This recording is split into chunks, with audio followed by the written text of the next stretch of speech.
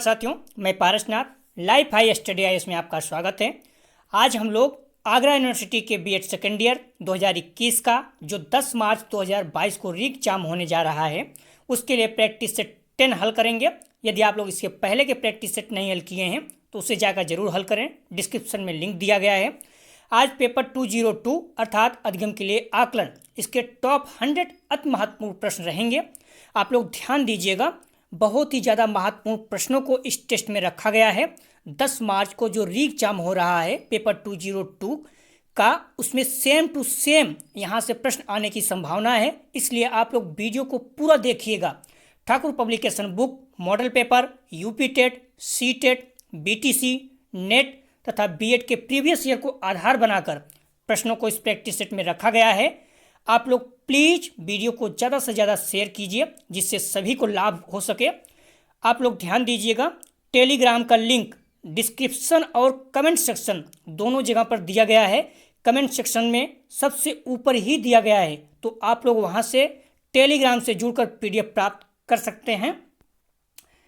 Paper 202 अर्थात अधिगम के लिए आकलन, assessment for learning, full test 10 रहेगा। आइए देखते हैं प्रश्नों को। पहला प्रश्न है, मापन का सबसे ऊंचा स्तर कौन सा है? मापन का सबसे ऊंचा स्तर कौन सा है? ए नामित स्तर, बी क्रमित स्तर, सी सम अंतराल स्तर, डी अनुपात स्तर। साथियों, इसका सही जवाब है डी अनुपात स्तर।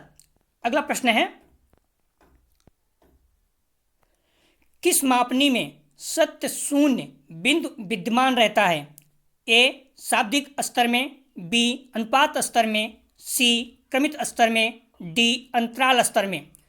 साथियों, इसका सही जवाब है बी अनुपात स्तर में। अगला प्रश्न है, आंकड़ों के संकलन एवं विश्लेषण की क्रमबद्ध प्रक्रिया जिसमें निर्णय लिए जाते हैं कहलाता है? ए मूल्यांकन, बी मापन, सी आंकलन, डी परीक्षण। इसका सही जवाब हो जाएगा ए मूल्यांकन। अगला प्रश्न है, 2, 3, 5, 7, 10, 15 इन संख्याओं का मध्यमान है। मध्यमान अर्थात समांतर माध्य है। री एग्जाम 2020-21 में आ चुका है। ए 8, बी 7, सी 3, डी 10। तो साथियों, इसका सही जवाब हो जाएगा बी। 4 का सही आंसर है बी 7। कैसे आया? समांतर बाध बराबर होता है सभी संख्याओं का योग अपान जितनी संख्या हो, 1, 2, 3, 4, 5, 6 6 कर दीजिए, पूरे का योग करके जितना हो जाएगा आंसर हो जाएगा।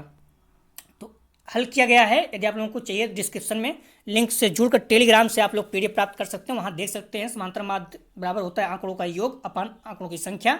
आप पूरा प्लस कर देंगे 42 आ जाएगा, डिवाइड 6 करेंगे तो 7 आंसर आ जाएगा। बहुत ही सिंपल। माध्यिका और समांतर माध्य दोनों से सवाल आने की संभावना है। यूपी टेट, सी टेट और बीएड किसी में भी आ सकता है, तो इसकी सवाल आपको अच्छे से आना ही चाहिए। अगला प्रश्न है, मूल्यांकन के लिए आंकड़े संकलित किए जाते हैं? ए मानकीकृत परीक्षण के प्रशासन द्वारा, बी स्थानीय विकसित परीक्षण के प्रशासन द्वारा, सी प्रेक्षण, डी उपरोक्त सभी। साथियों, उसका सही जवाब हो जाएगा 5 का डी उपरोक्त सभी। अगला प्रश्न है, जिस परीक्षण की विश्वसनीयता जितनी अधिक होती है उसकी वैधता होगी? ए अधिकतम, बी कम, सी सामान्य, डी बराबर। तो इसका सही जवाब हो जाएगा ए अधिकतम। जिस परीक्षण की विश्वसनीयता जितनी अधिक होती है उसकी वैधता उतनी अधिकतम होगी। महत्वपूर्ण प्रश्न है, दोबारा आ सकता है। अगला प्रश्न है, सृजनात्मक व्यक्ति समानता होता है? ए सामाजिक, बी प्रभावी, सी नवाचारित, डी उदारवाद। इसका सही जवाब हो जाएगा सी नवाचारित।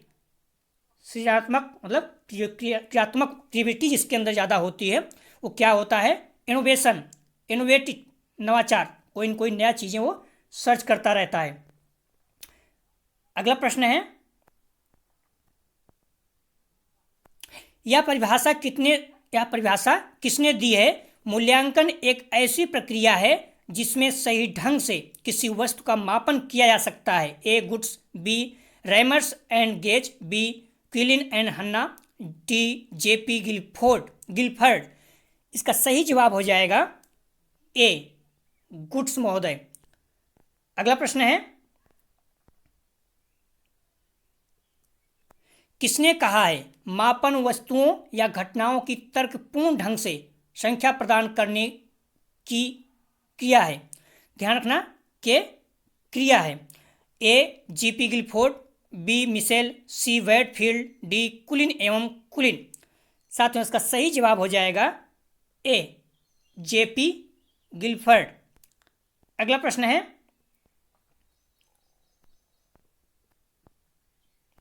मापन की भूमिका है?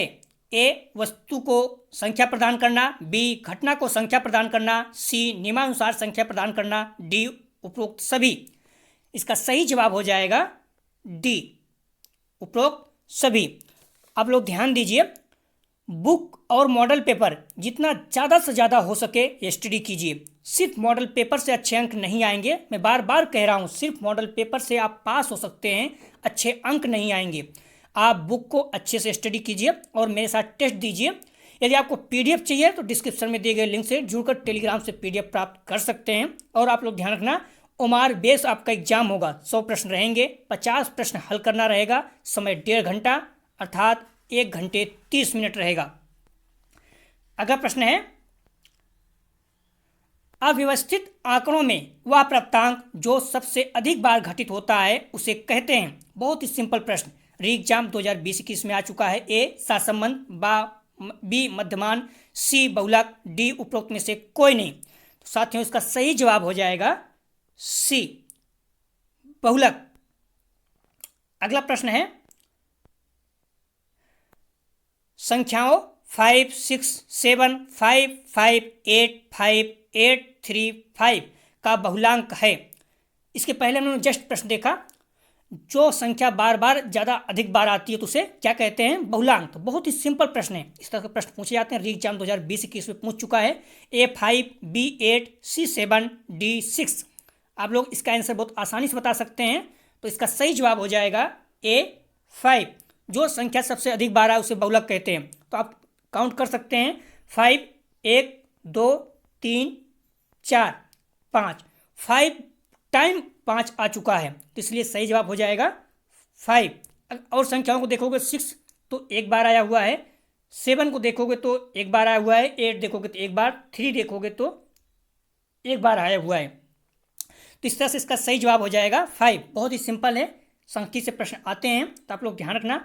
वह मान जिसकी पुनरावृत्ति सबसे ज़्यादा बार होती है उसे बहुलांक कहते हैं। 5 बार आया हुआ है तो इसका आंसर 5 हो जाएगा। अगला प्रश्न है, मूल्यांकन होता है? ए गुणात्मक, बी मात्रात्मक, सी गुणात्मक और मात्रात्मक दोनों, डी इनमें से कोई नहीं। साथ में इसका सही जवाब हो जाएगा 13 का सी, गुणात्मक और मात्रात्मक दोनों। मूल्यांकन क्या है? गुणात्मक और मात्रात्मक दोनों होता है। अगला प्रश्न है, निम्नलिखित में से कौन सा भावात्मक पक्ष का सबसे ऊंचा स्तर है? ए चरित्रीकरण, बी अवधारणा, सी अनुमूल्यन, डी अनुक्रिया। इसका सही जवाब हो जाएगा ए चरित्रीकरण। अगला प्रश्न है, सत्रांत पर किया जाने वाला मूल्यांकन कौन सा है? ए संरचनात्मक मूल्यांकन, बी संकलात्मक मूल्यांकन, डी सतत मूल्यांकन, सी डी इनमें से कोई नहीं। साथियों इसका सही जवाब हो जाएगा बी संकलनात्मक मूल्यांकन। आप लोग ध्यान रखना, अगर आपके 1 अंक बढ़ेंगे तो आपके ओवरऑल 3 अंक हो जाएंगे। अर्थात अगर आप 3 अंक अधिक लाते हो उस पेपर में तो आपके 9 अंक अधिक हो जाएंगे। क्योंकि फर्स्ट ईयर में आप प्रमोट हुए हो तो फर्स्ट ईयर सेकंड ईयर मिला के आपके अंक जुड़ेंगे। इसलिए आप लोग पूरी ताकत लगा दीजिए। 2 दिन 3 दिन जो भी समय बचा, आज 7 तारीख है, 7, 8, 9 3 दिन आप लोग खाना कम खाइए, सोइए कम, बस दिन रात एक ही पॉइंट करिए, एक ही काम करिए। बुक को मैक्सिमम जितनी बार हो सके पढ़ते रहिए और मैक्सिमम जो पॉइंट है उसे नोट करते जाइए। आप देख के जाइएगा, मैं बार बार कह रहा हूँ बुक जरूर पढ़िए। अगर आप बुक नहीं पढ़ेंगे तो अच्छे नंबर आपके नहीं आ सकते हैं, सिर्फ आप पास हो सकते हैं। इसलिए आप लोग ध्यान रखना, बुक जरूर पढ़िए, अच्छे पॉइंट नोट करिए और टेस्ट दीजिए। क्योंकि जो टेस्ट बना रहा हूँ उसमें मैक्सिमम कोशिश कर रहा हूँ कि प्रश्न यहाँ से सीधे सीधे आपको एग्जाम में मिले, तो इसलिए आप लोग टेस्ट जरूर दीजिए और बुक को जरूर पढ़िए। अगला प्रश्न है, मूल्यांकन के महत्वपूर्ण बिंदु हैं। मूल्यांकन के महत्वपूर्ण बिंदु हैं। ए शैक्षिक उद्देश्य, बी अधिगम अनुभव, सी व्यवहारिक परिवर्तन, डी उपरोक्त सभी। साथियों इसका सही जवाब हो जाएगा डी उपरोक्त सभी। अगला प्रश्न है, आप लोग ध्यान रखना, कुछ लोग बोल रहे हैं एडमिट कार्ड कहाँ से मिलेगा। तो एडमिट कार्ड आपके साइट पर ही जहाँ से आप फॉर्म फिल किए थे वहीं से आपको डाउनलोड करना होगा। तो हो सकता है आज या कल में डाउनलोड होने लगे, तो आप लोग वहाँ चेक करते रहिएगा, परेशान नहीं होइए, आसानी से काम है, निकल जाएगा एडमिट कार्ड। प्रश्न है, संख्यात्मक मान प्राप्त करने की प्रक्रिया को कहा जाता है। ए मूल्यांकन, बी आकलन, सी मापन, डी परीक्षण। साथियों इसका सही जवाब हो जाएगा सी मापन। संख्यात्मक मान प्राप्त करने की प्रक्रिया को कहा जाता है मापन। प्लीज़ जितना ज़्यादा से ज़्यादा हो सके आप लोग शेयर कीजिए अपने दोस्तों को, क्योंकि एक सीमित दायरा है आगरा यूनिवर्सिटी का, मैक्सिमम लोगों को लाभ हो सके। जो भी बच्चों का री एग्जाम दे रहे हैं उन्हें ज़्यादा से ज़्यादा उन तक वीडियो पहुंचना चाहिए जिससे उन्हें फ़ायदा हो। व्यवहार के मापन के लिए किस उपकरण का उपयोग किया जाता है। ए मूल्यांकन, बी आकलन, सी मापन, डी टेस्ट। साथियों इसका सही जवाब हो जाएगा डी टेस्ट। व्यवहार के मापन के लिए किस उपकरण का उपयोग किया जाता है, टेस्ट। बी एग्जाम बीएड 2021 में जो हुआ था वार्षिक एग्जाम, वहाँ पर प्रश्न आ चुका है। मापन मूल रूप से हैं ए संख्यात्मक मूल, बी गुणात्मक मूल, सी मूल निर्णय, डी इनमें से कोई नहीं। साथियों इसका सही जवाब हो जाएगा ए संख्यात्मक मूल। अगला प्रश्न है, मूल्यांकन का अर्थ होता है। ए परिणाम या प्रगति की जांच करना, बी परखना, सी परीक्षा करना, डी निर्णय करना। साथियों इसका सही जवाब हो जाएगा ए परिणाम या प्रगति की जांच करना। अगला प्रश्न है, संज्ञानात्मक क्षेत्र के उद्देश्यों का वर्गीकरण किसने प्रस्तुत किया। A Simpson, B Krathwohl, D Skinner, C D Benjamin S Bloom. साथियों इसका सही जवाब हो जाएगा डी बेंजामिन यस ब्लूम। कुछ चीज़ें रहता है, कभी संदेह रहता है, नहीं मिलता है, तो आप आंसर देखेंगे तो बुक में आप देखोगे तो बेंजामिन यस ब्लूम महोदय हैं। अगला प्रश्न है, सामग्री के अर्थ को समझना मूल रूप से है। ए अनुप्रयोग, बी ज्ञान, सी संश्लेषण, डी बोध। इसका सही जवाब हो जाएगा डी बोध। जो वार्षिक एग्जाम हुआ था उसमें आप देखोगे तो कुछ एक दो प्रश्न के आंसर गलत बता दिए गए हैं, तो वहाँ आप लोग उतना ध्यान मत दीजिए जो अभी कराया जा रहा है, क्योंकि बुक में उस समय सर्च कर पाना आसान नहीं रहता है, जल्दी करना रहता है। तो अभी सही है, तो अभी जो आंसर लास्ट में हम लोग करवा रहे हैं ये सही है। तो सामग्री के अर्थ को समझना मूल रूप से है बोध, डी इसका सही जवाब है। अगला प्रश्न है, नए परिस्थिति में पहले से सीखी गई सामग्री का उपयोग करना है। ए अनुप्रयोग, बी ज्ञान, सी विश्लेषण, डी बोध। इसका सही जवाब हो जाएगा ए अनुप्रयोग। अगला प्रश्न है, नया विचार, एक नया विचार बनाने के लिए कई विचारों को एक साथ रखना कहलाता है। ए अनुप्रयोग, बी ज्ञान, सी मूल्यांकन, डी संश्लेषण। इसके सही जवाब हो जाएंगे डी संश्लेषण। ध्यान रखना, एक नए विचार बनाने के लिए कई विचारों को एक साथ रखना, ध्यान रखना कई विचारों को एक साथ रखना क्या कहलाता है, संश्लेषण। लेकिन एक कई विचारों को अलग करना, जैसे प्रश्न आ जाता है निम्नलिखित प्रश्नों को विश्लेषण कीजिए, तो इसका या मूल्यांकन कीजिए, विश्लेषण कीजिए, तो इसका मतलब है उसका पॉजिटिव निगेटिव सारी चीज़ों को बताना है। विश्लेषण करने का मतलब होता है उसका पॉजिटिव निगेटिव सारे पॉइंट को बताना है, अर्थात एक पॉइंट को अलग अलग करना है, तो वो क्या कहलाता है, विश्लेषण। लेकिन जब कई चीज़ों को अलग अलग चीज़ों को एक साथ रखा जाता है तो संश्लेषण। संश्लेषण का मतलब होता है जोड़ना। आप लोग कंफ्यूज नहीं करना, री एग्जाम 2021 में आ चुका है, ऐसा कोई बहुत बड़ी बात नहीं कि दोबारा फिर पूछा जाए। तो कई विचारों को एक साथ रखना संश्लेषण, और किसी प्रश्न में या किसी विचार को अलग करना, छोटे छोटे भाग में बांटना, विश्लेषण। कंफ्यूज नहीं होना, कई भाग में अलग कर देना विश्लेषण, और कई विचारों को, कई पार्ट को एक साथ रखना संश्लेषण। तो आप लोग कंफ्यूज नहीं होना, दोनों पूछ सकता है और पूछा भी गया है। अगला प्रश्न है, संज्ञानात्मक क्षेत्र में मुख्य फोकस है। संज्ञानात्मक क्षेत्र में मुख्य फोकस है। ए दृष्टिकोण और रुचियां, बी शारीरिक और मोटर कौशल, सी बौद्धिक कौशल, डी उपरोक्त में से कोई नहीं। साथियों इसका सही जवाब हो जाएगा 25 का सी बौद्धिक कौशल।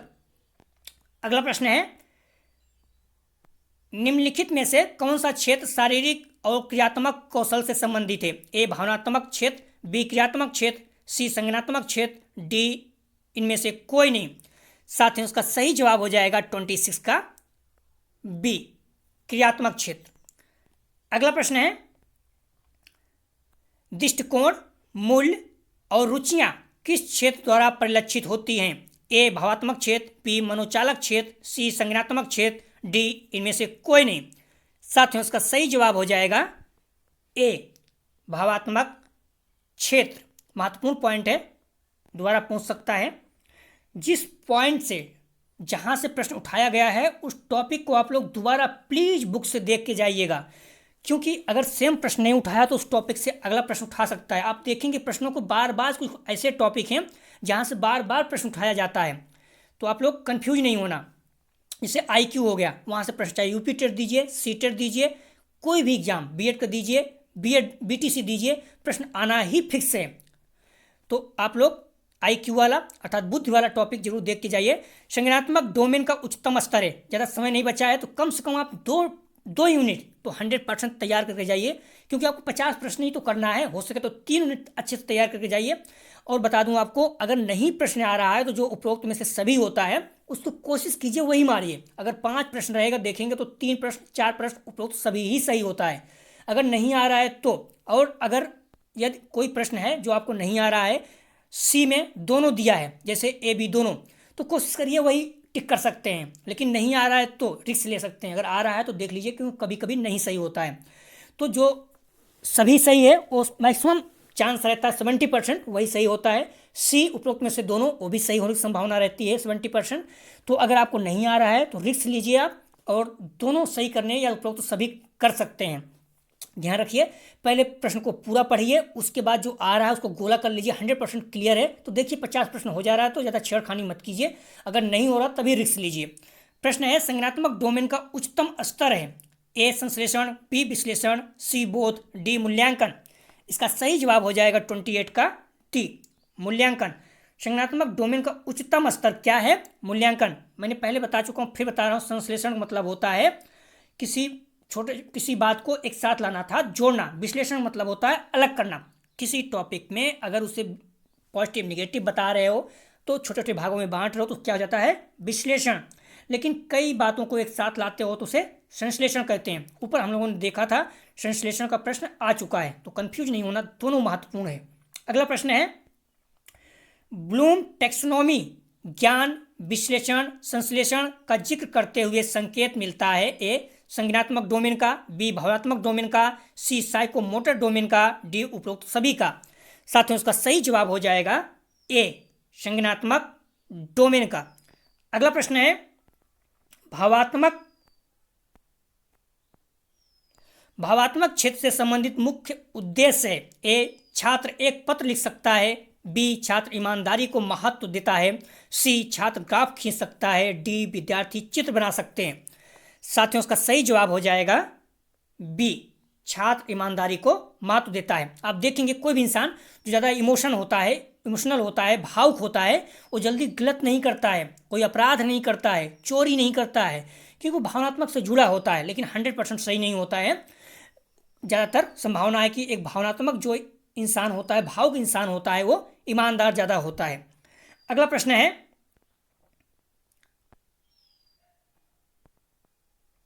किसी विषय की संगठनात्मक संरचना को जानने के लिए विषय सामग्री को कुछ भागों में विभक्त करने के रूप में किसे जाना जाता है? ए अनुप्रयोग, बी विश्लेषण, सी संश्लेषण, डी बोध। इसका सही जवाब हो जाएगा बी विश्लेषण। किसी विषय की संगठनात्मक संरचना को जानने के लिए विषय सामग्री के कुछ भागों को विभक्त करने के रूप में किसे जाना जाता है? विश्लेषण। पीछे हम लोगों ने देखा था कि कुछ भागों को एक साथ करना क्या कहते हैं? संश्लेषण, लेकिन कुछ भागों को विभक्त करना अर्थात अलग करना विश्लेषण, कंफ्यूज नहीं होना। कुछ भागों को विभक्त करना अर्थात अलग करना विश्लेषण, और एक साथ लाना संश्लेषण, कंफ्यूज नहीं होना। कई सभी प्रश्न पूछ सकता है। इसका सही जवाब हो जाएगा बी, विश्लेषण। अगला प्रश्न है, सबसे व्यापक और लोकप्रिय परीक्षण कौन सा है? ए मिलान प्रश्न, बी बहुविकल्पी प्रश्न, सी पूर्ति प्रश्न, डी लघुत्तरी प्रश्न। साथियों इसका सही जवाब हो जाएगा 32 का बी, बहुविकल्पी प्रश्न। सबसे व्यापक और लोकप्रिय परीक्षण कौन सा है? बहुविकल्पी प्रश्न। अगला प्रश्न है, अपूर्ति प्रकार के परीक्षण आइटम कौन सा है? ए बहुविकल्पी प्रश्न, बी पूर्णता प्रश्न, सी मिलान प्रश्न, डी सही गलत प्रश्न। इसका सही जवाब हो जाएगा बी, पूर्णता प्रश्न। अगला प्रश्न है, वैकल्पिक प्रतिक्रिया पद कौन से हैं? ए सही गलत, बी शुद्ध अशुद्ध, सी सत्य सत्य, डी उपरोक्त सभी। इसका सही जवाब हो जाएगा 34 का डी, उपरोक्त सभी। वैकल्पिक प्रतिक्रिया पद कौन सा है? सही गलत, शुद्ध अशुद्ध, सत्य सत्य, तीनों। अगला प्रश्न है,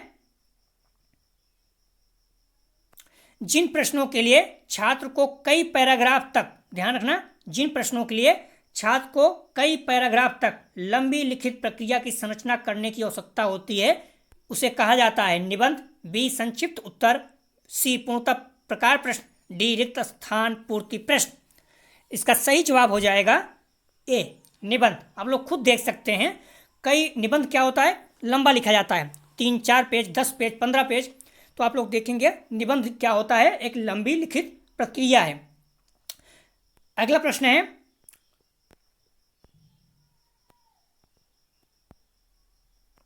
बहुविकल्पी प्रश्न का निर्माण करते समय यह आवश्यक है कि केवल 2 विकल्प का प्रयोग करें, बी विकल्प में संकेत शब्द को दोहराएं, सी मुख्य विचार को प्रश्नों में रखें, डी एक ही प्रकार के सभी विकल्प रखें।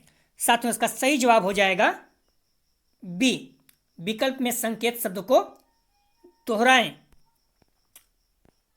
अगला प्रश्न है,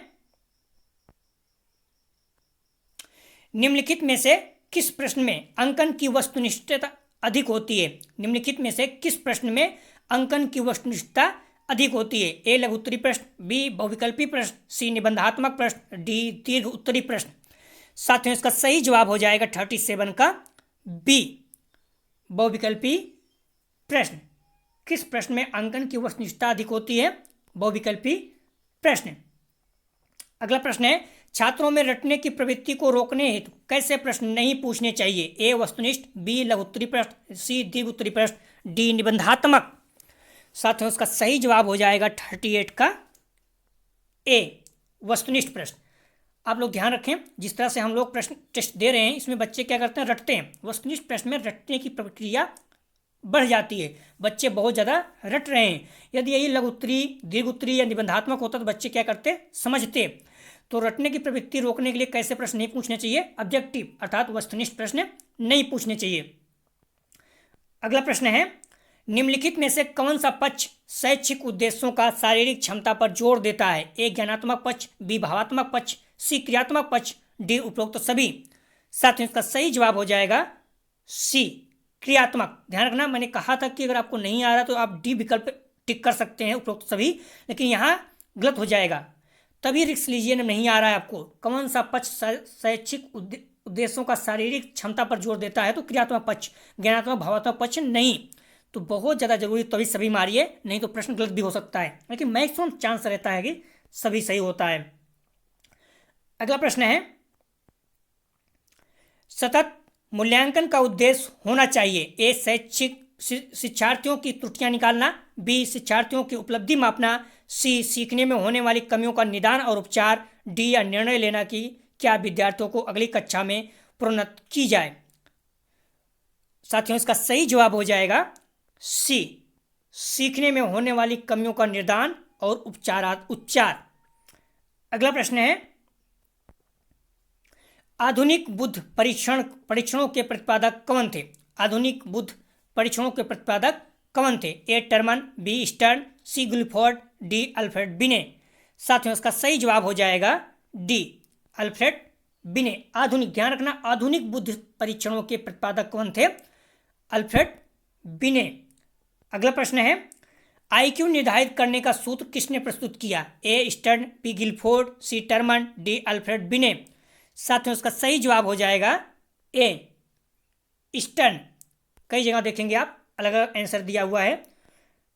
स्टर्न महोदय, ध्यान रखना, जो स्टर्न महोदय थे वो MA/CA अर्थात मानसिक आयु शारीरिक आयु, इन्होंने सबसे पहले दिया था। लेकिन टर्मन महोदय 1916 में MA/CA × 100, ध्यान रखना, सबसे पहले जो IQ का सूत्र दिया उन्होंने स्टर्न महोदय। लेकिन टर्मन महोदय क्या किए, इसमें 100 से गुणा कर दिए। इन्होंने स्टर्न महोदय क्या किए थे, इसमें गुणा 100 से नहीं किए थे, इन्होंने सिर्फ फार्मूला दिया था MA/CA। लेकिन टर्मन महोदय क्या किए, 100 से गुणा कर दिए। तो सबसे पहले जो इसमें पूछ रहा है उसमें स्टर्न महोदय सही हो जाएगा। अगला प्रश्न है, समान शारीरिक और मानसिक आय वाले छात्रों की बुद्धिलब्ध होगी। मैंने कहा था बुद्धिलब्ध से IQ से प्रश्न पूछा जाता है। 3 प्रश्न तक हो चुका है। समान शारीरिक और मानसिक आय वाले छात्रों की बुद्धिलब्ध होगी। ध्यान रखना, समान शारीरिक और मानसिक आय और शारीरिक आय दोनों बराबर है, तो आप आसानी से निकाल सकते हैं। मैंने अभी जस्ट फार्मूला बताया, MA/CA × 100। MA मतलब मानसिक आय अपान शारीरिक आय, तो मानसिक आय और शारीरिक आय दोनों समान है, तो क्या हो जाएगा, मान लीजिए मानसिक आयु x है तो शारीरिक आयु भी x हो जाएगा, × 100, x × x कट जाएगा, 100 बचेगा। तो यहाँ पर आंसर कितना हो जाएगा, 100। तो A 80, B 90, C 100, D 110। तो इसका सही जवाब क्या हो जाएगा, C 100। बहुत ही सिंपल है, आप लोग फार्मूला पता होना चाहिए। कोई कोई फार्मूला पूछ लेता है घुमा के हिंदी में, इंग्लिश में, और सवाल भी देता है, तो आप लोग कंफ्यूज नहीं होना। 100% IQ से प्रश्न आना ही आना है। आप लोग बुक से या कहीं से भी आप लोग पढ़िए, प्लीज अच्छे से पढ़िए, IQ से प्रश्न निश्चित रूप से आएगा। तो 43 का सही जवाब हो जाएगा साथियों C। आप लोग देखिए यहाँ पर हल भी किया गया है, तो आप लोग देख सकते हैं, PDF लेकर कई बार आप लोग पढ़ सकते हैं टेलीग्राम से ज्वाइन करके। प्रक्षेपी तकनीकों का उपयोग मूल रूप से किया जाता है। A बुद्धि के लिए, B ज्ञान के लिए, C व्यक्ति के लिए, D अभिक्षमता के लिए। साथ ही इसका सही जवाब हो जाएगा C व्यक्तित्व के लिए। अगला प्रश्न है, किसी भी व्यक्ति की बुद्धि का आकलन परीक्षण द्वारा किया जाता है। A स्मृति परीक्षण, B बुद्धि परीक्षण, C सृजनात्मक परीक्षण, D व्यक्तित्व परीक्षण। इसका सही जवाब हो जाएगा B बुद्धि परीक्षण। अगला प्रश्न है, मानसिक आयु का विचार सर्वप्रथम दिया। मानसिक आयु का विचार सर्वप्रथम दिया। A गाल्टन महोदय, B वर्टन द्वारा, C टर्मन द्वारा, D बिने द्वारा। इसका सही जवाब हो जाएगा 46 का D बिने महोदय। ध्यान रखना, मानसिक आय का विचार सर्वप्रथम किसने दिया, तो री एग्जाम 2021 में आ चुका है, बिने द्वारा। अगला प्रश्न है,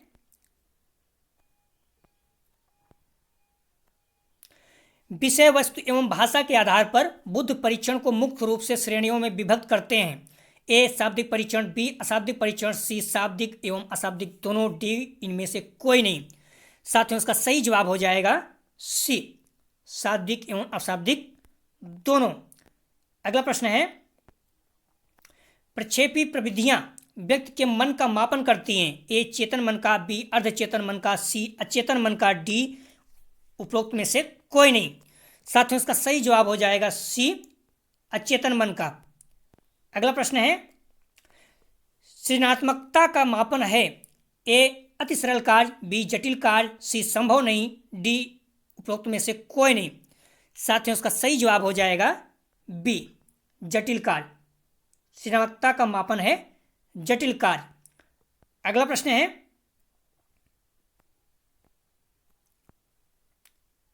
बाकर मेहदी के सृजनात्मकता चित्रण के मापन से संबंधित परीक्षण हैं।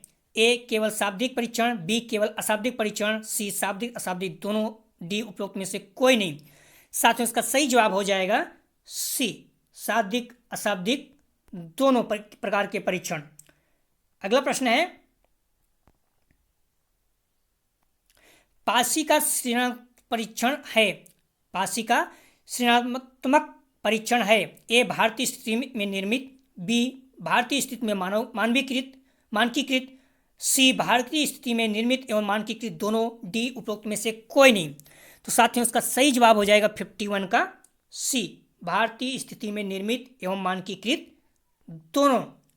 अगला प्रश्न है आईक्यू का सूत्र है, 2020 में आ चुका है, मैंने पहले भी कहा, घुमा के पूछता है। तो आईक्यू का सूत्र है A C A upon M A into 100, B M A upon C A into 100, C A into M A into 100, D उपरोक्त में से कोई नहीं। बहुत ही सिंपल है। तो इसका सही जवाब हो जाएगा 52 का B, M A upon C A into 100, मानसिक आय अपान शारीरिक आय इंटू 100।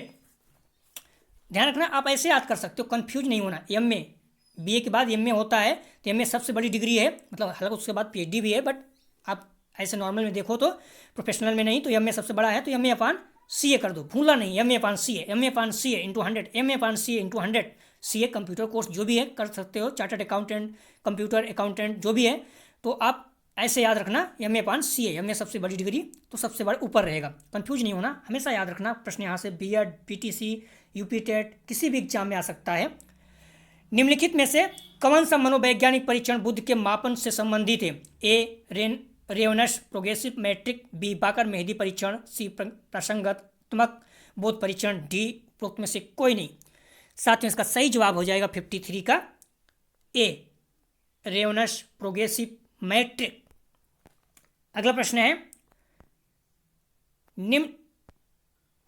निम्नलिखित में से कौन सा प्रक्षेपी परीक्षण नहीं है? ध्यान रखना, प्रक्षेपी परीक्षण नहीं है, इस तरह का प्रश्न पूछा जाता है।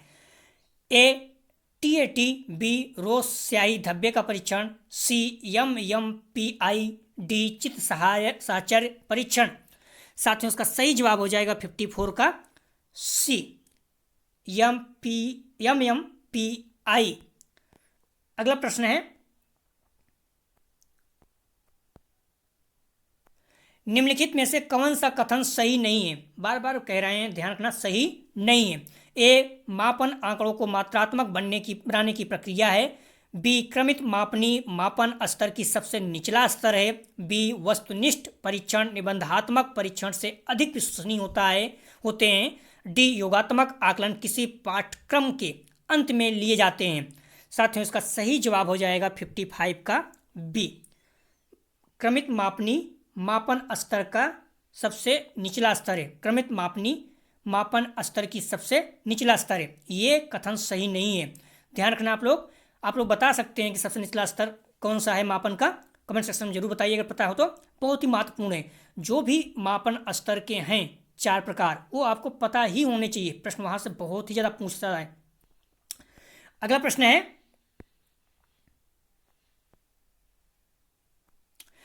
थर्स्टन ने कितने प्रकार के प्राथमिक मानसिक योग्यताओं का प्रतिपादन किया है? ए 5, बी 6, से 7, डी 8।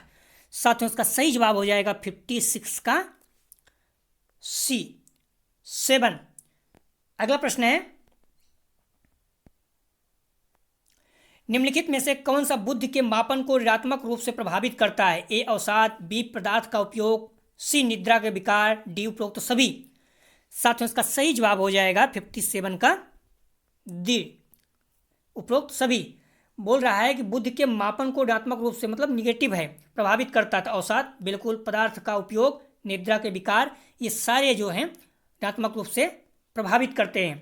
अगला प्रश्न है बुद्धि कार्य करने की एक विधि है, किसने कहा? देख लीजिए, अब तक 5-6 कथन आ चुका है, तो कथन पूछता है, पता हो तो ठीक है, लेकिन बहुत ज़्यादा कोशिश मत कीजिए, क्योंकि इतने ज़्यादा कथन है, आप कितने रटेंगे, तो इसलिए कोशिश कीजिए तो कंसेप्ट है वो क्लियर कीजिए। अगर कुछ पता हो तो अच्छी बात है। तो बुद्धि कार्य करने की विधि है, किसने कहा? वुडवर्थ, बी टर्मन, सी वुडरो, डी डियरवाल्ड। तो इसके सही जवाब हो जाएंगे 58 का ए, वुडवर्थ। आप लोग ध्यान दीजिए, जो कथन आए हुए हैं कोशिश कीजिए उसी को रटिए, बहुत ज़्यादा मत रटिए, हो सकता है उसी से आपको मिल जाए। ज़्यादा रटेंगे तो आप मैक्सिमम चीज़ें भूल जाएंगे, टाइम इसमें वेस्ट मत कीजिए। बुद्ध के प्रकार हैं, ए अमूर्त बुद्ध, बी मूर्त बुद्ध, सी सामाजिक बुद्ध, डी उपरोक्त सभी। इसका सही जवाब हो जाएगा 59 का डी, बुद्ध के प्रकार कौन से हैं? अमूर्त, मूर्त, सामाजिक, तीनों। अगला प्रश्न है बुद्ध को विभेद और चयन करने की शक्ति माना है, ए गाल्टन, बी स्काउट, सी बकिंघम, डी वर्ट। इसका सही जवाब हो जाएगा ए गाल्टन महोदय। अगला प्रश्न है, परीक्षण का गुण जो उच्च उपलब्धि और निम्न उपलब्धि में छात्रों को विभेद करता है। ए वैधता, बी वस्तुनिष्ठता, सी भिन्नता, डी विश्वसनीयता। इसका सही जवाब हो जाएगा सी भिन्नता। महत्वपूर्ण प्रश्न है, 2021 में आ चुका है। आप लोग खुद देख सकते हैं, जो 2020-21 का री एग्जाम हुआ था, 2020 में पेपर हुआ था, वहाँ से प्रश्न रिपीट किया है 4-5। तो आप लोग 2020 से भी प्रश्न रिपीट किया है, तो प्रीवियस ईयर के प्रश्न देख के ही जाइए। 2020 का वार्षिक, 2021 का वार्षिक, 2020 का री एग्जाम, तीनों देख के जाइए। विश्वास कीजिए, कम से कम 10-15 प्रश्न यहाँ से रिपीट करेगा। तो आप लोग, सारा वीडियो अपलोड है, वहाँ से आप लोग प्रीवियस ईयर के प्रश्न जरूर देख के जाइए। ज़्यादा पढ़ने से बजाय आप लोग प्रीवियस ईयर के प्रश्न रट के जाइए, वहाँ से आपको 20-25 प्रश्न मिल सकता है। पास होने के लिए 40%, अर्थात 50 प्रश्न करने हैं तो 5 चौक 20 प्रश्न आपके सही होने चाहिए, और या फिर 40% नंबर, अर्थात 8 चौक 32 आपके 32 अंक प्राप्त होने चाहिए। पास होने के लिए या तो 32 अंक प्राप्त करो, या तो फिर 20 प्रश्न सही होने चाहिए। ध्यान रखना, परीक्षण वही मापता है जिसके लिए उसे बनाया गया है। परीक्षण की इस गुण को कहा जाता है ए वस्तुनिष्ठता, बी प्रयोज्यता, सी विश्वसनीयता, डी वैधता। तो इसका सही जवाब हो जाएगा 62 का डी वैधता। अगला प्रश्न है, सूचना प्राप्त करने की एक औपचारिक और व्यवस्थित प्रक्रिया को मूल रूप से कहा जाता है। ए परीक्षण, बी मापन, सी मूल्यांकन, डी आकलन। आकलन, ध्यान रखना, यहाँ मंत्रा रहेगा आकलन। इसका सही जवाब हो जाएगा 63 का ए परीक्षण। अगला प्रश्न है, यदि कोई परीक्षण जब भी प्रशासित किया जाता है तो उसके माप में सुसंगतता होती है, तो ऐसे परीक्षण को कहा जाता है। ए एक वैध परीक्षण, बी एक विश्वसनीय परीक्षण, सी एक पर्याप्त परीक्षण, डी एक किफायती परीक्षण। साथ में उसका सही जवाब हो जाएगा बी एक विश्वसनीय परीक्षण। अगला प्रश्न है, एक परीक्षण को मापने के लिए अर्धविच्छेद विधि का उपयोग किया जाता है। ए स्थिरता, बी समानता, सी आंतरिक स्थिरता, डी बाहरी स्थिरता। साथ में इसका सही जवाब हो जाएगा बी समानता। एक परीक्षण के समानता को मापने के लिए अर्धविच्छेद विधि का उपयोग किया जाता है। अगला प्रश्न है, सहकर्मी आकलन है। सहकर्मी आकलन है। ए अपने सहपाठियों के कौशल का आकलन, बी शिक्षक निष्पादन का आकलन, सी सहकर्मी निष्पादन का आकलन, डी माता पिता की अपेक्षा का आकलन। साथियों, इसका सही जवाब हो जाएगा 66 का मेरे अनुसार ए अपने सहपाठियों के कौशलों का आकलन। ध्यान रखना, बीएड 2020 में आ चुका है, और जो संजय मॉडल पेपर है उसमें दिया है आंसर अपने सहपाठियों के कौशलों का आकलन, लेकिन जो अतुल मॉडल पेपर है वो दिया हुआ है सहकर्मी निष्पादन का आकलन। तो आप लोग अपने अनुसार देख लीजिए किसको सही मानना है, लेकिन मैं अगर मेरा विचार मानेंगे तो अपने सहपाठियों के कौशलों का आकलन। आप लोग बुक का सहारा लीजिए, जो भी है उसी को ऑथेंटिक मानकर चलिए। अगला प्रश्न है, कक्षा परीक्षण का मुख्य उद्देश्य क्या है। ए माता पिता को सूचित करना, बी अनुदेशन में सुधार, सी शिक्षक को प्रभावशीलता का मापन, डी छात्रों की योग्यता की तुलना। साथियों, इसका सही जवाब हो जाएगा 67 का कक्षा परीक्षण के मुख्य उद्देश्य क्या है, तो इसका सही जवाब हो जाएगा डी छात्रों की योग्यता की तुलना। ध्यान रखना, 67 का सही जवाब है डी छात्रों की योग्यता की तुलना। अगला प्रश्न है,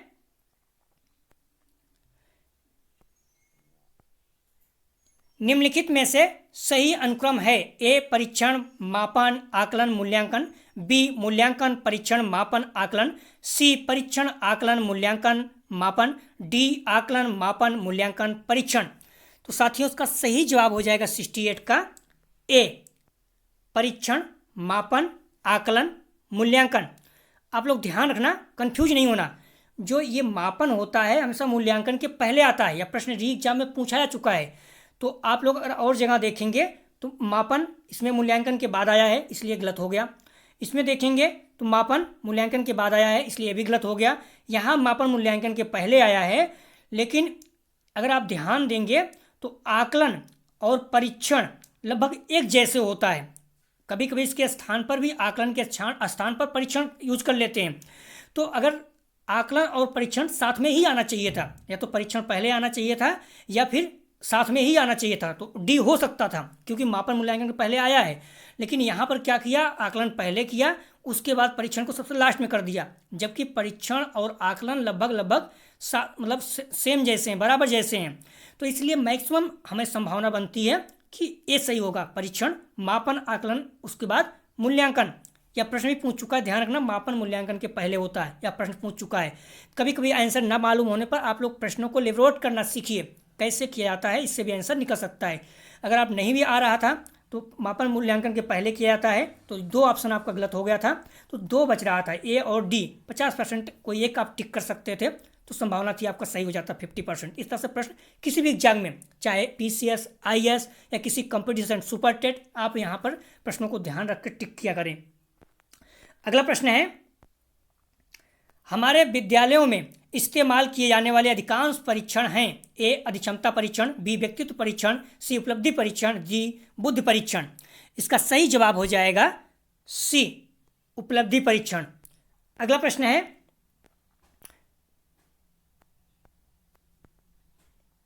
यदि किसी परीक्षण की अंकन प्रक्रिया किसी अन्य कारक द्वारा प्रभावित नहीं होती तो परीक्षण की गुणवत्ता को मूल रूप से कहा जाता है, ए वैधता, बी वस्तुनिष्ठता, सी भिन्नता, डी विश्वसनीयता।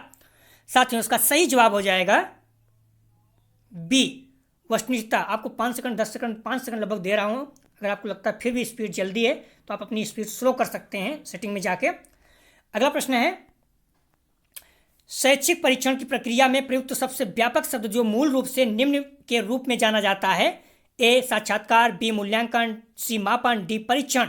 साथियों, इसका सही जवाब हो जाएगा बी मूल्यांकन। शैक्षिक परीक्षण की प्रक्रिया में प्रयुक्त सबसे व्यापक शब्द जो मूल रूप से निम्न के रूप में जाना जाता है, मूल्यांकन सबसे व्यापक है, ध्यान रखना आप लोग। अगला प्रश्न है, परीक्षण के निर्माण में प्रथम पद कौन सा है? परीक्षण के निर्माण में प्रथम पद कौन सा है? ए परीक्षण द्वारा कवर की जाने वाली सामग्री को सीमित करना, बी किस प्रकार के परीक्षण का प्रयोग करना है इसका निर्धारण, सी पाठ्यक्रम के उद्देश्यों को परिभाषित करना, डी विभिन्न प्रकार के प्रश्नों का चयन करना। इसका सही जवाब हो जाएगा बी किस प्रकार के परीक्षण का प्रयोग करना है इसका निर्धारण करना, या सब परीक्षण का सबसे प्रथम पद है। अक्सर इस तरह के प्रश्न पूछे जाते हैं, तो आप लोग ध्यान रखना। अगला प्रश्न है, एक अभिक्षमता परीक्षण सदैव मापता है, ए संभावित क्षमता, बी वर्तमान प्राप्ति, सी प्राप्त क्षमता, डी समग्र मानसिक क्षमता। इसका सही जवाब हो जाएगा सी प्राप्त क्षमता। अगला प्रश्न है, शिक्षा में गुणवत्ता किस परीक्षण के उपयोग द्वारा संभव है? ए अभिक्षमता परीक्षण, बी मानकीकृत उपलब्धि परीक्षण, सी बुद्धि परीक्षण, डी उपलब्धि परीक्षण। इसका सही जवाब हो जाएगा 74 का बी मानकीकृत उपलब्धि परीक्षण। अगला प्रश्न है, कौन सा परीक्षण भविष्य की योग्यता का मापन कर सकता है? ए बुद्धि परीक्षण, बी उपलब्धि परीक्षण, सी नैदानिक परीक्षण, डी अभिक्षमता परीक्षण। इसका सही जवाब हो जाएगा 75 का डी अभिक्षमता परीक्षण। कौन सा परीक्षण भविष्य की योग्यता का मापन कर सकता है? ध्यान रखना, भविष्य की योग्यता का मापन अभिक्षमता परीक्षण। अगला प्रश्न है,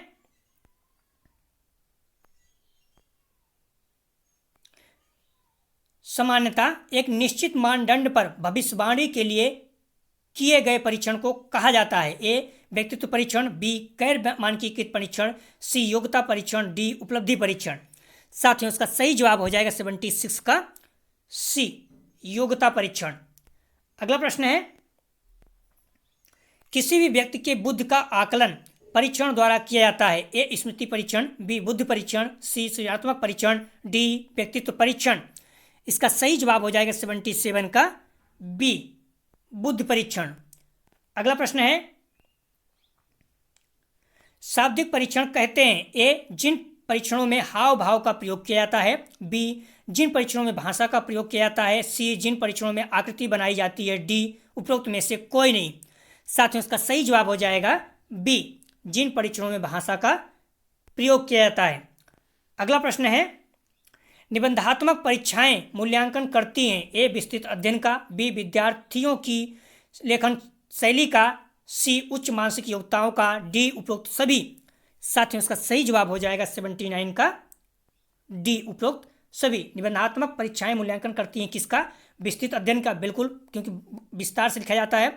विद्यार्थियों की लेखन क्षमता, बिल्कुल आपको लिखना पड़ेगा, देख तो उसमें कैसे आप लिख रहे हैं, साफ लिख रहे हैं, राइटिंग आपकी कैसी है। और उच्च मानसिक योग्यता, अर्थात आपको अच्छे ज्ञान होना चाहिए, तभी आप अच्छा लंबा निबंध लिख सकते हैं। अगला प्रश्न है, एक मानकीकृत परीक्षण में निश्चित होता है ए परीक्षण की प्रक्रिया, बी परीक्षण का फलांकन, सी परीक्षण का मूल्यांकन, डी उपरोक्त सभी।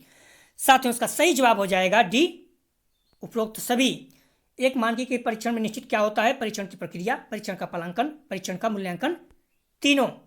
अगला प्रश्न है, डेटा को दो बराबर भागों में विभाजित करने वाला मान कहलाता है ए माध्यिका, बी मानक विचलन, सी मध्यमान, डी बहुलक। साथ ही उसका सही जवाब हो जाएगा ए, माध्यिका डेटा को दो बराबर भागों में विभाजित करता है। अगला प्रश्न है, अधिकतम और न्यूनतम मूल्यों के बीच के अंतर को कहा जाता है ए बहुलक, बी प्रसार, सी चतुर्थांक, डी मध्यमान। इसका सही जवाब हो जाएगा 82 का बी, प्रसार। अगला प्रश्न है, एक वर्ग अंतराल में अंकों की संख्या है ए आवृत्तियां, बी वर्ग सीमाएं, सी चतुर्थांक, डी मध्यमान मध्य बिंदु। साथ ही उसका सही जवाब हो जाएगा 83 का ए, आवृत्तियां। अगला प्रश्न है, प्रतिमान प्राप्तांक है, प्रतिमान प्राप्तांक हैं ए सिग्मा या सिग्मा प्राप्तांक, बी टी प्राप्तांक, सी स्टेनाइन प्राप्तांक, डी उपरोक्त सभी। ध्यान रखना, इस टॉपिक से बहुत ही ज़्यादा प्रश्न आ चुका है री एग्जाम में। तो जो प्रतिमान प्राप्तांक है ये क्या होता है? इसका सही जवाब हो जाएगा डी, उपरोक्त सभी। सिग्मा प्राप्तांक, टी प्राप्तांक और स्टेनाइन प्राप्तांक, तीनों। इस टॉपिक को आप लोग ध्यान रखना, यहाँ से प्रश्न बहुत ज़्यादा पूछा गया था। हालांकि एनुअल एग्जाम में नहीं पूछा गया था, लेकिन री एग्जाम में पूछा गया था। नैदानिक थर्मामीटर उदाहरण है, मोस्ट इंपॉर्टेंट। ए क्रमित मापनिका, बी समांतराल मापनिका, सी आ और बा दोनों, डी इनमें से कोई नहीं।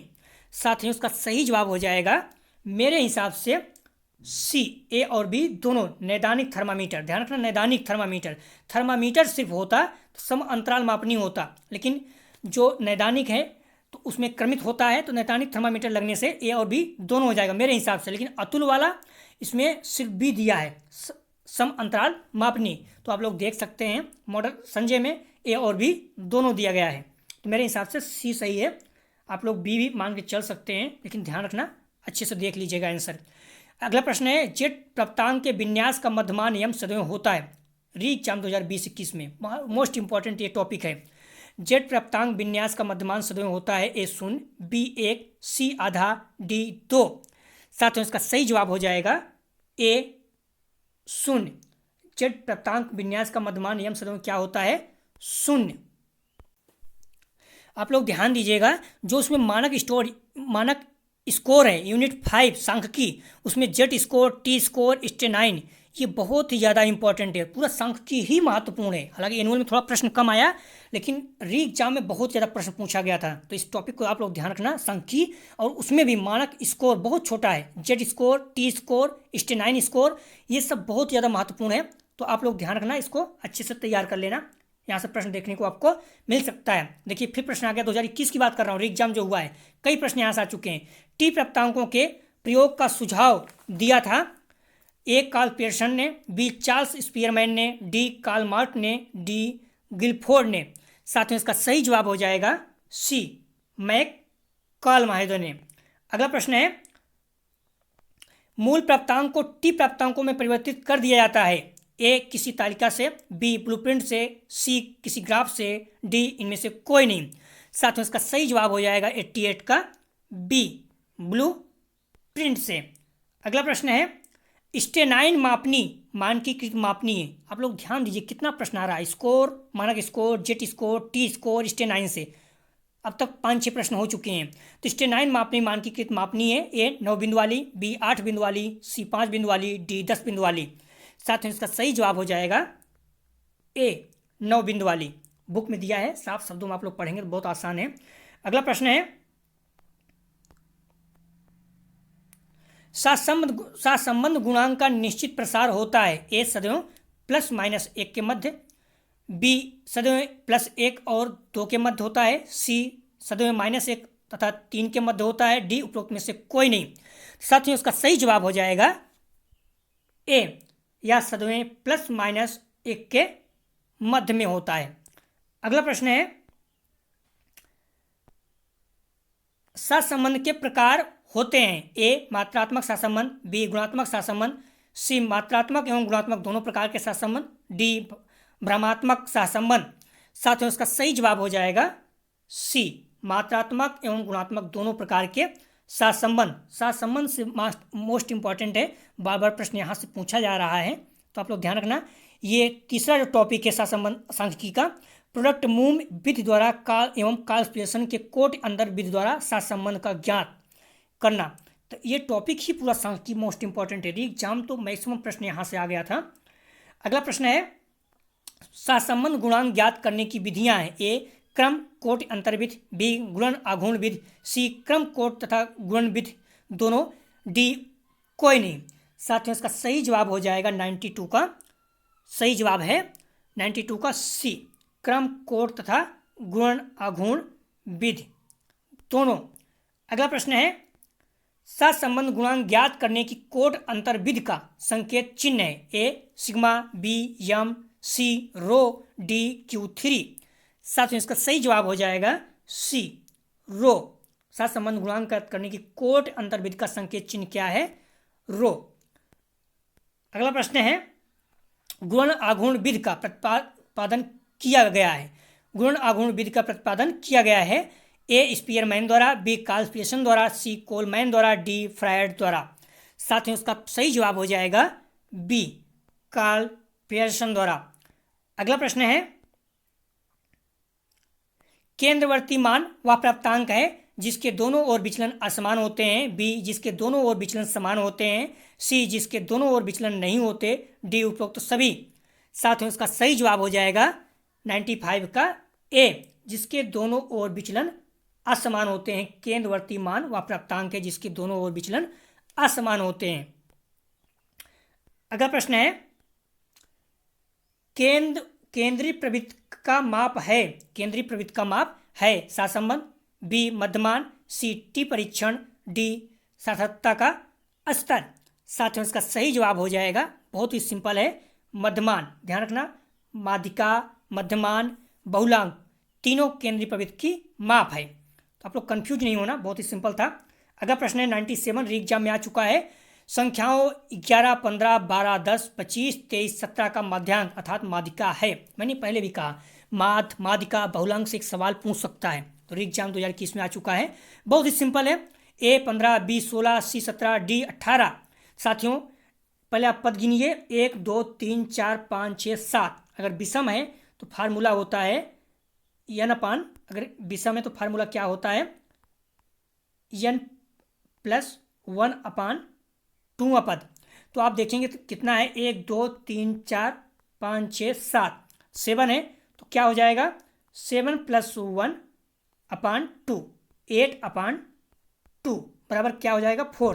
तो चौथा पद, तो पहले इसको आरोही क्रम या अवरोही क्रम, आरोही क्रम मतलब छोटे से बड़े या अवरोही क्रम मतलब बड़े से छोटे, तो आप कुछ भी कर सकते हैं। तो हम लोग अवरोही क्रम में करेंगे, छोटे से बड़े, इसको सुसज्जित कर लेंगे। चौथा पद हमें ज्ञात करना रहेगा।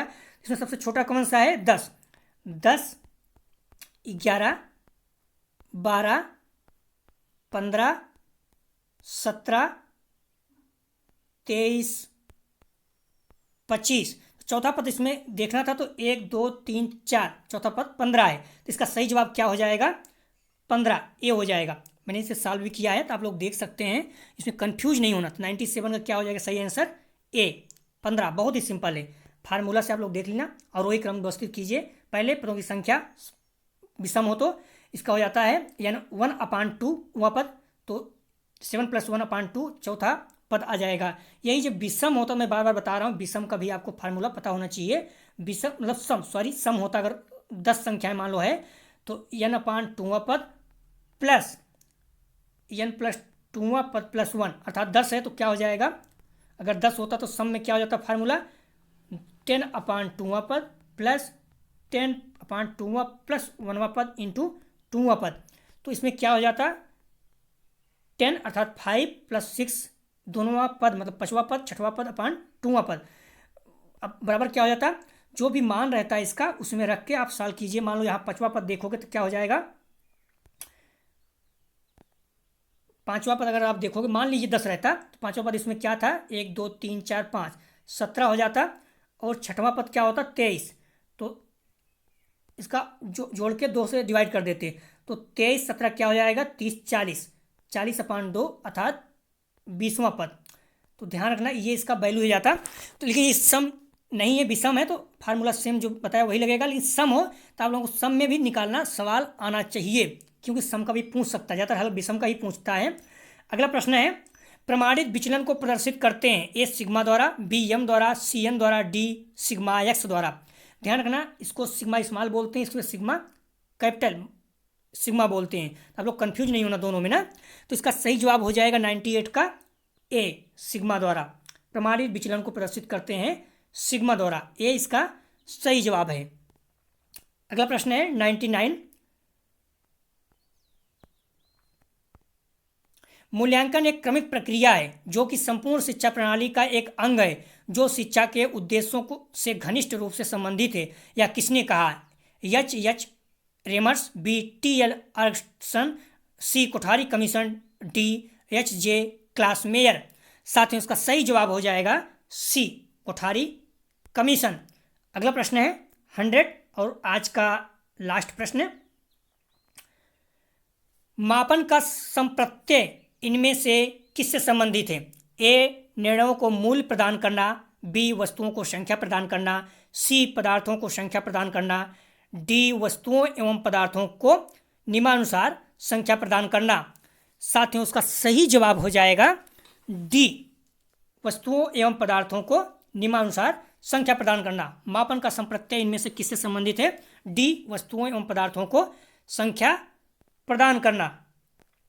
साथियों आप लोग ध्यान रखना, जो अगला टेस्ट रहेगा कोशिश करेंगे 2 टेस्ट और पेपर 202 अर्थात इसी का अधिगम के लिए आकलन assessment for learning test full test 11 देखेंगे आप लोग। मैं बार बार एक ही शब्द कह रहा हूँ कि आप लोग बुक जरूर पढ़िए, बुक प्लीज बुक पढ़िए। अगर नहीं है तो मॉडल पेपर जो आप लोग पहले डिस्क्रिप्टिव होने वाला था, सब्जेक्टिव होने वाला था, उसको आप देख लीजिए, वहाँ से काम आपका हो सकता है। बाकी आप मैक्सिमम पेपर आ गया है तो प्रीवियस ईयर के पेपर को देखिए, अच्छा नंबर वहाँ से प्रश्न उठाएगा तो आपको बेनिफिट होगा। आप लोगों को अच्छे से बुक पढ़िए और मेरे साथ टेस्ट दीजिए, आप लोगों के बहुत अच्छे अंक आएंगे, आप विश्वास कीजिए। बस बुक पढ़िए, मैं बार बार कह रहा हूँ बुक पढ़िए। यदि आप लोगों को पीडीएफ चाहिए तो डिस्क्रिप्शन में दिए गए लिंक से जुड़कर टेलीग्राम से पीडीएफ प्राप्त कर सकते हैं, वहाँ पर व्हाट्सएप का भी लिंक दिया गया है। यदि आप लोगों को न्यूज़पेपर तथा जॉब से संबंधित कोई सूचना चाहिए तो आप लोग व्हाट्सएप ग्रुप से भी जुड़ सकते हैं। प्लीज़ जितना ज़्यादा से ज़्यादा हो सके वीडियो को शेयर कीजिए, लाइक कीजिए, इससे मोटिवेशन मिलता है। यदि आप लोगों को किसी और टॉपिक पर वीडियो चाहिए तो कमेंट सेक्शन में बता सकते हैं। साथियों वीडियो देखने के लिए धन्यवाद।